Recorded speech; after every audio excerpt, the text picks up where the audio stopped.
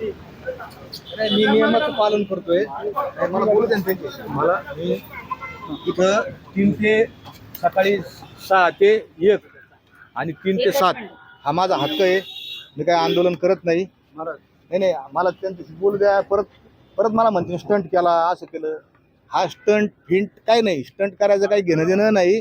मी माझ्या तुकोबरायांची गाथेचं पारायण करणार आहे आणि इथंच का करणार आहे, कारण माझी इथंच सगळी बदनामी इथल्या राजकीय व्यवस्थेने या सामाजिक व्यवस्थेने माझी बदनामी केलेली आहे. आणि म्हणून त्यांनी सांगितलं बा 1-2 तास मी परत येऊन इथं बसणार आहे. मी त्यांनी आता पोलीस स्टेशनमध्ये घेऊन चाललेत, पण मी माझा संविधानाने दिलेला अधिकार, मला माहिती इथं आंदोलन करायला परवानगी नाही, पण हे आंदोलन नाही. माझी सरकारकडे काही मागणी नाही, माझी मागणी देवाकडे, आणि मी इथं येऊन गांधी बाबापाशी बसणार परत. तुम्हाला पोलीस ताब्यात घेत आहेत काय बोलणार आहे?